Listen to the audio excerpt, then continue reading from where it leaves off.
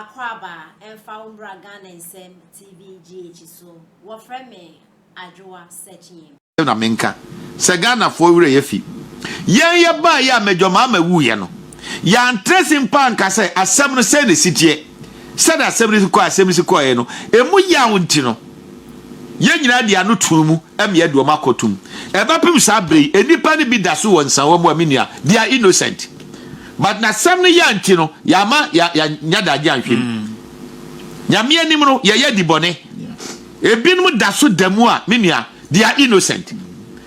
mama time soja ni ofra sinfosu okodi a kire se galamse ye omoko atia ono ani krom eye dollar power ho ye kun no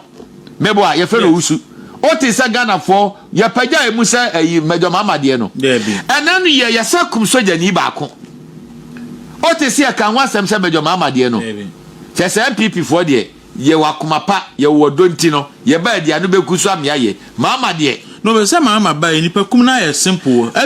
every week be am sure for yan kunipa kro monitor media not less than 3 nipa ye kun omo various crimes say wadwirim nya ade ba no eno so aba na so no so tiase eni nti no ene Bawku afedi anyi obi a NDC fo yes NDC fo ene ayarigade da wo ye nyina no ofuru ka oboa wontimi ntwam kumase ntra wodru anu apekumase ba bi atra na wan kasa ye papa nkwani mu nte woni ni colleague MP omu nyina free Bawku no ene o maka kumase agi ayamba eno anu ye press conference bi hwense nguru bi apa mami wodie toti ase ene brofu bi a oyi nani honom yesusa ne ya anu makọ ye na siremfo ate brofu cha akamfo mami brofu nie oti ase ne yesusa na bajimi brani akeka kansem bi ni ade a anyway it's just a trivial but the point is say ya omunko hoy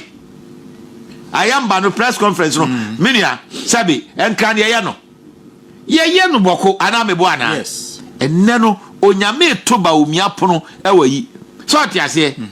edi enti ene obi kasa ye mo Bawumia din because onu na ne nam ehuja so onu ne ede ne koye ene onu na nsem o ye ntimi nya sumamboni asam nkamfa ne hunti no ye de nkontompo sam kafa ne ho enti senda no ye sta Bawumia hono de a ye nkoja ne nkobadoma ko ba fidi eye wonu ade to no so no a enoma botre ne nyame a ode no ho to no so enti no enne no he's been exonerated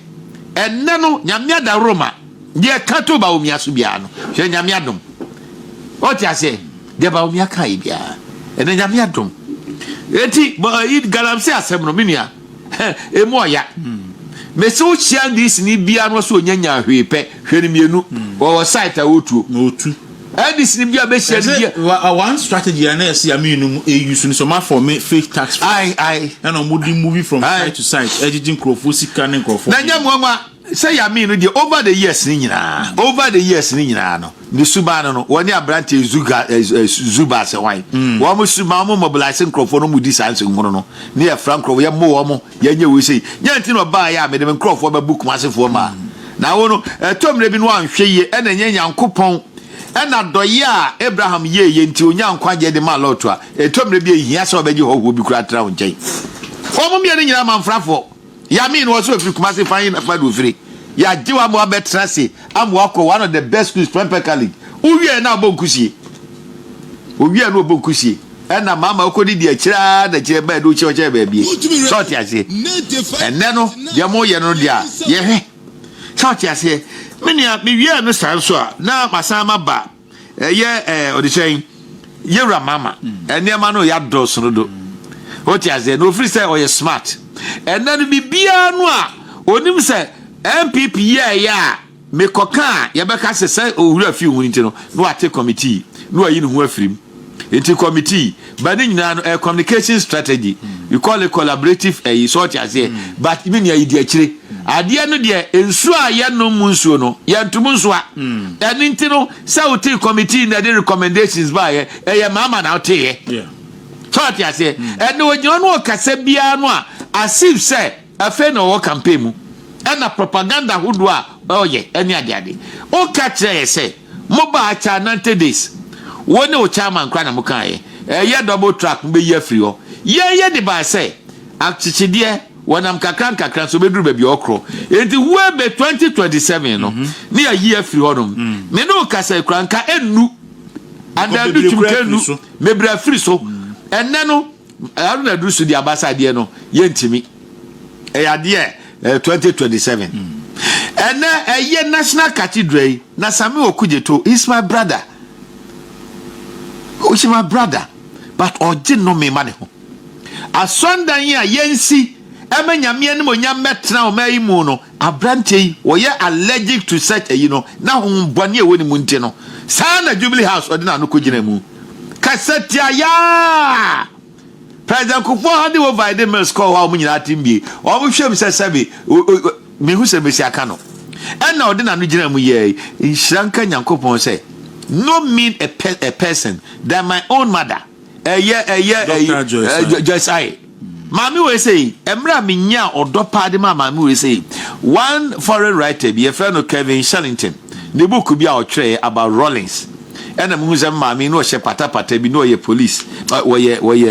minister, or they say, Secretary of State in charge of education. That is all Boshipa. It was always yearning, say, Mami no Mishiano. Na Mishiano no, I'm always happy. Nyansa.